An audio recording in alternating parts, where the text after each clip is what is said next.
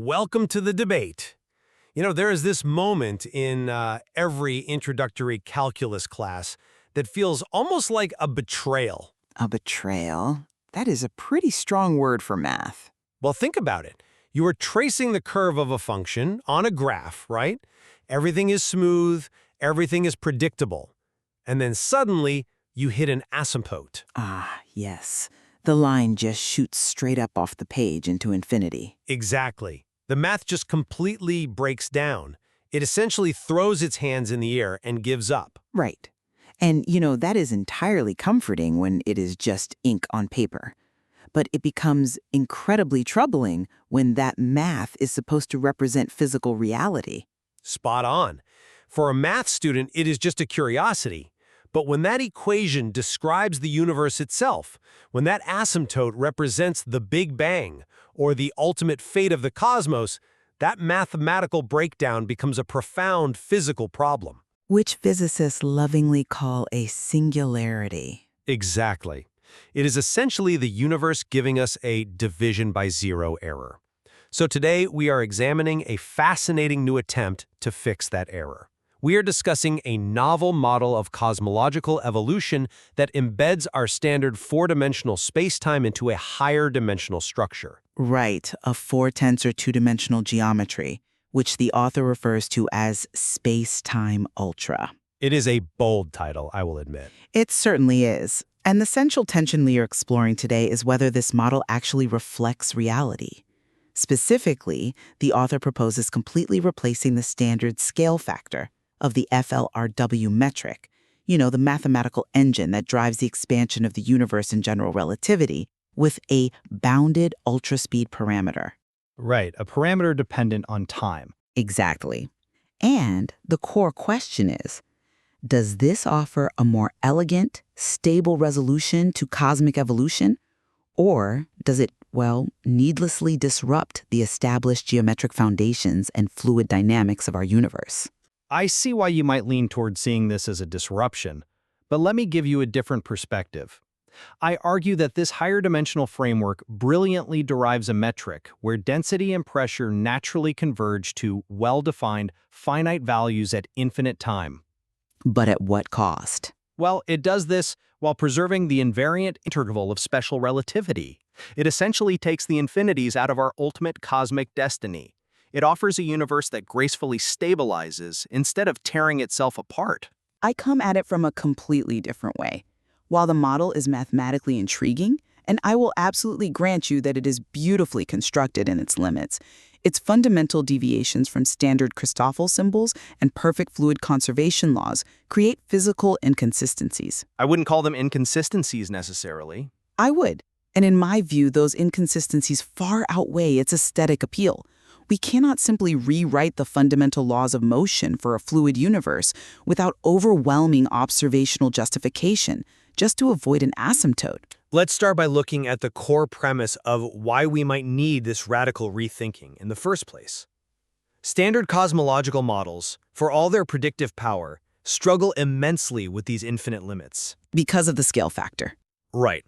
As the universe expands, or if we reverse the clock back to the primordial beginning, our parameters for energy, density, and pressure tend to run away from us. They explode toward infinity. Which is the singularity problem.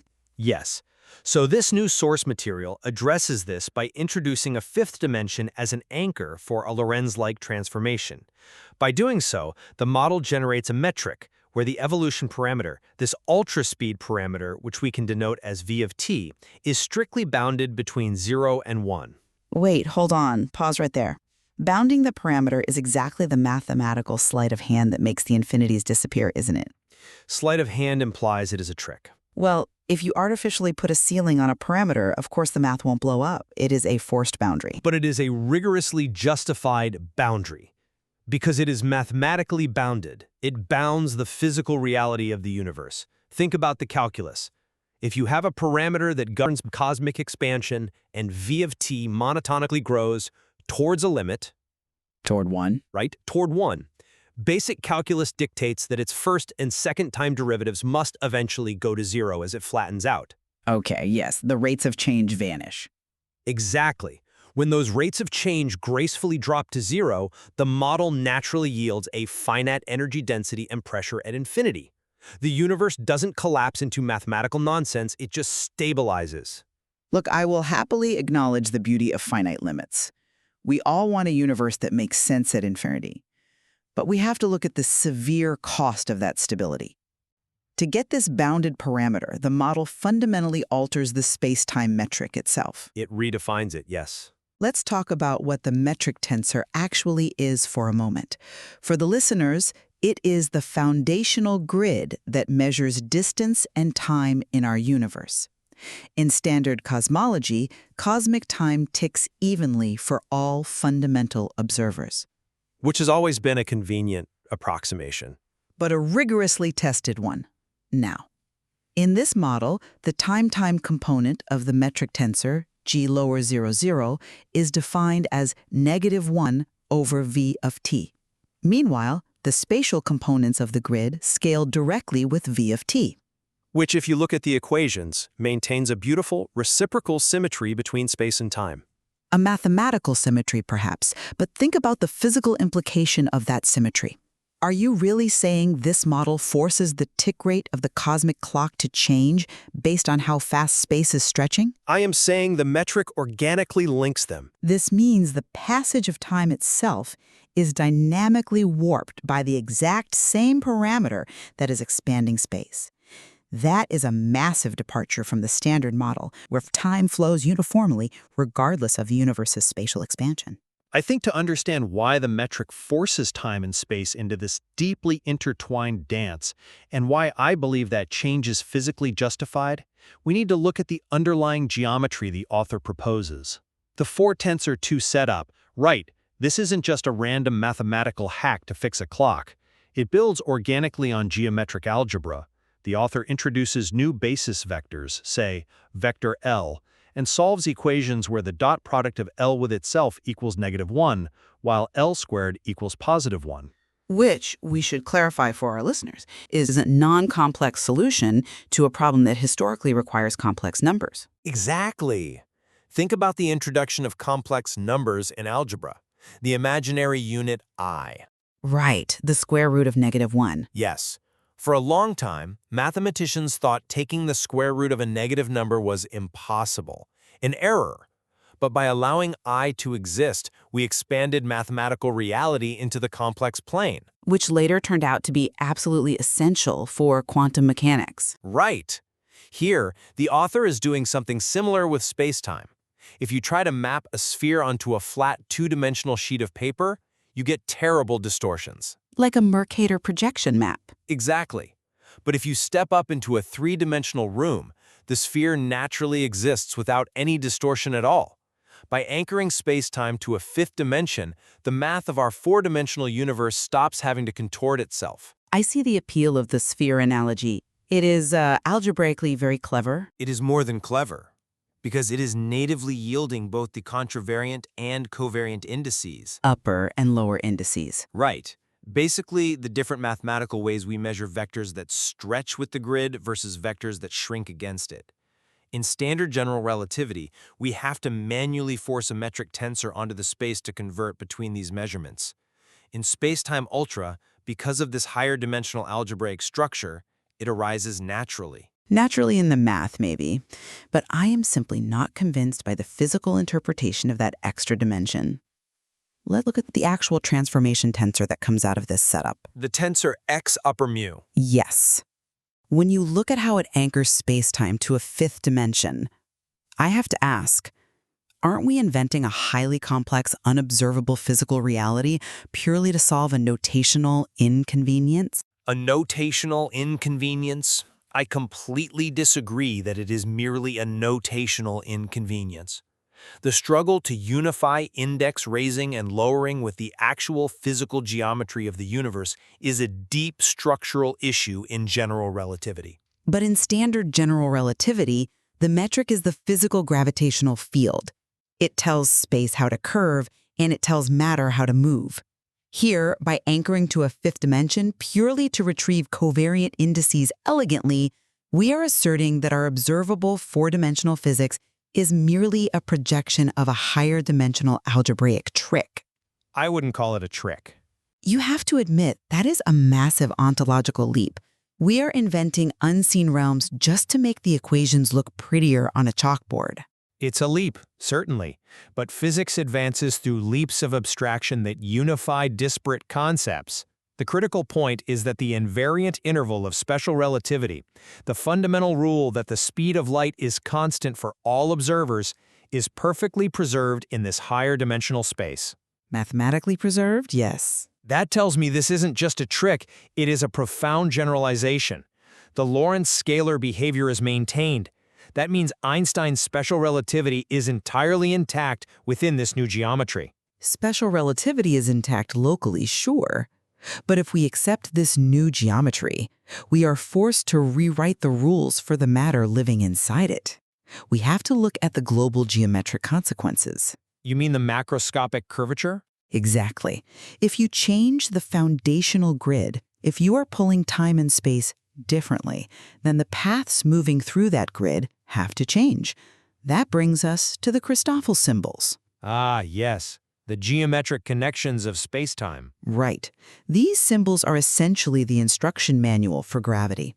They dictate the geodesic equations. The literal tracks that light, planets, and galaxies follow through the curvature of spacetime. Well put.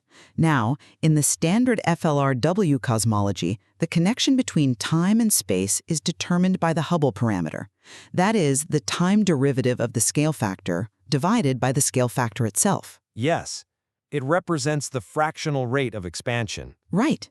But in this space-time ultramodel, because of how the metric is redefined with v of t, that crucial connection term becomes the time derivative of v divided by 2 times v. The factor of 2. Yes. I'm sorry, but I just don't buy that we can casually introduce a factor of 2 into the fundamental connections of space-time without breaking our understanding of the observable universe. You are cutting the tracks that photons run on in half.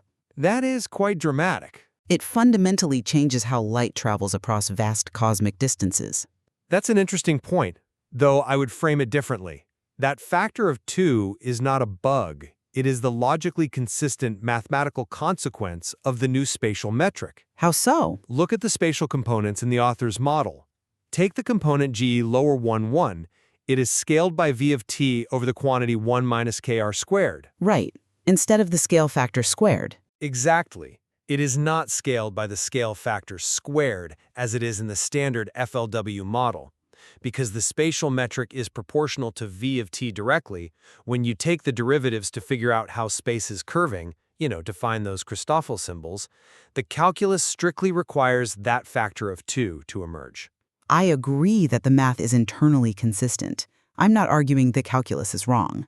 If you accept the deeply warped premise of the metric, the altered Christoffel symbols must follow.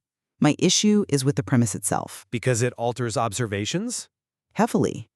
When we observe the cosmological redshift of distant galaxies, we rely heavily on the standard geodesic equations of FLW spacetime. If you alter that connection term, the predicted paths of light change. You are tampering with the very lens through which we view the ancient universe. But that is exactly what makes this a rigorously testable hypothesis, rather than just some philosophical musings. Testable, sure, but highly disruptive. The modified Christoffel symbols mean that a universe driven by a bounded ultraspeed parameter behaves observationally differently than a universe driven by an unbounded scale factor. We should expect the geodesics to differ. And if you change the volume in the paths, you inevitably change how the fluid inside behaves. Which brings us to the fluid dynamics. Right. This naturally leads us into how the physical stuff of the universe, the matter and energy, evolves in this new geometry. This is where I think the model faces its absolute steepest uphill battle. Let's look at density and pressure. I am glad you brought that up, actually, because this is where I think the model shows immense predictive power. By altering the geometry, we inevitably redefine the Friedmann equations. The equations governing the expansion of the universe based on its contents? Exactly. In this framework, the energy density, ρ, is beautifully redefined. Instead of depending linearly on how fast the universe is expanding, the energy density depends on the square of the rate of change of our parameter v. Let's clarify what that means for the listener. The equation for rho now equals -3/4 times the square of the time derivative of v over v plus 4k over v plus capital lambda. Yes, and the pressure equation has a similar dependence on these squared derivatives. And here is why this is so profound. Think about the ultimate fate of the universe. The heat death? Right. In standard models, if the universe expands forever, the volume goes to infinity, the density approaches zero, the scale factor goes to infinity. It's an asymptotic nightmare of cold, empty nothingness. But mathematically predictable nothingness. But here, v of t is an ultra-speed parameter bounded strictly between 0 and 1. As time goes to infinity, v approaches a constant limit. Therefore, its time derivatives, the speed of expansion, and the acceleration of expansion drop entirely to 0. Meaning all the kinetic terms in that density equation simply vanish. Exactly. When the time derivatives drop out, density just becomes a constant value, defined by the curvature and the cosmological constant. -3k plus capital lambda. Yes. The universe doesn't break down into mathematically undefined static. It settles into a clear, stable, mathematically rigorous state. It gives us a universe with built-in asymptotic stability. That is a highly compelling argument for the end of the universe, I'll give you that. But we have to survive the journey to get there. And to do that, we have to look at the continuity equation. The conservation of energy. Right. This equation dictates how the cosmic fluid thins out as space stretches. Standard cosmology relies perfectly on this fluid dynamics equation. But in this model, to get that beautiful limit at infinity you love so much, the continuity equation has to be fundamentally rewritten. The continuity equation isn't arbitrarily rewritten, though. It is derived directly from the modified metric and the energy-momentum tensor. It is a mathematically necessary derivation. But look at the staggering physical results of that derivation. In standard cosmology, the universe is essentially an expanding engine cylinder. It acts like a perfect piston. We know exactly how gas dilates and cools as that piston pulls back. Because the rate of change of density is proportional to the rate of expansion. Exactly. But this new model states that the time derivative of the quantity rho times v equals -3 times the quantity rho minus p times the time derivative of v squared. Did you catch the anomaly there? You are referring to the squared derivative. Yes, the term relies on the rate of expansion squared. It is like the engine cylinder is somehow changing shape based on how fast you pull the piston. Let me push back on this with concrete physics. Go ahead. If we assume standard cosmological fluid models, where pressure relates to density through an equation of state, let's say P equals W times rho. This new continuity equation requires density to be proportional to V to the power of -3/2 times the quantity 1 minus W. Which, I admit, gives us a very different evolution history for the density of matter and radiation over cosmic time. A radically different history. Standard cosmology works brilliantly because the standard continuity equation perfectly describes how radiation dilutes as a scale factor to the -4th power, and matter dilutes as a scale factor to the -3rd power. Which matches our current mappings. Right. This exact mathematical relationship is what allows us to map the observable cosmic microwave background. It precisely predicts the cooling of the universe. Under this new model, I have to ask, how could this squared dependence possibly map onto the known temperature of the cosmic microwave background? Well, I am not convinced that this discrepancy is a fatal flaw. In fact, I'd argue it might be the very feature that explains anomalies in our current observations. We know standard cosmology has massive unresolved tensions. You mean like the Hubble tension? Exactly. Take the Hubble tension, where early universe measurements of the expansion rate simply do not align with late universe measurements. You're suggesting that the squared derivative could naturally resolve the Hubble tension? I am saying it provides a mathematical framework where the evolution of density is far more dynamic.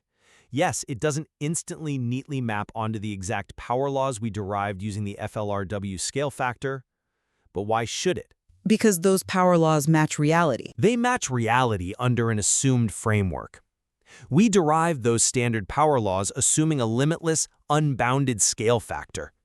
If the universe actually runs on a bounded ultra-speed parameter, our entire interpretation of the cosmic microwave background data would need to be recalibrated to this new metric. That is a colossal undertaking. But necessary. The fact that density scales with the square of the expansion means we are looking at a universe that cools and dilutes differently in its early high-velocity phases compared to its late low-velocity phases. It is a feature, not a bug. It is certainly testable, yes, but it places a monumental burden of proof on the space-time ultra model. You're asking physicists to discard the perfectly functioning continuity equation that successfully predicted the exact temperature of the relic radiation from the Big Bang. Not discard, generalize. And in exchange, we get an algebraically elegant metric that forces us to reinterpret all of observational cosmology from scratch. It's an incredibly steep price. We are sacrificing the perfect fluid conservation laws that have been the bedrock of relativistic cosmology just to make the equations behave at infinity. Again, we aren't discarding conservation. We are generalizing it within a far more robust four-tenths or two-dimensional structure.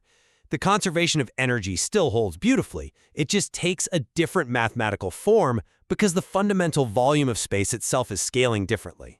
A form that breaks our current mapping of reality. Only until we remap it. Look, to summarize my stance on this, the space-time ultra framework offers a profound, necessary reconceptualization of our cosmos. A bold one, certainly. By linking the geometric metric to a bounded variable derived from a higher dimensional Lorentz transformation, we gain a universe with built-in asymptotic stability. It is a framework that natively incorporates both upper and lower indices without manual interference, preserves special relativity locally, and entirely voids the runaway infinities of standard models. It essentially replaces our cosmic division by zero error with a graceful, mathematically sound landing. And to summarize my contrasting view, the aesthetic appeal of finite limits at infinity is, well, it is completely undeniable. We all desperately want the math to be clean and free of singularities. But that cleanliness comes at a tremendously steep price. The remapping. Right. The shift from a standard scale factor to this bounded ultraspeed parameter alters the geometric connections of space-time so fundamentally that our established understanding of how light and matter travel is entirely upended.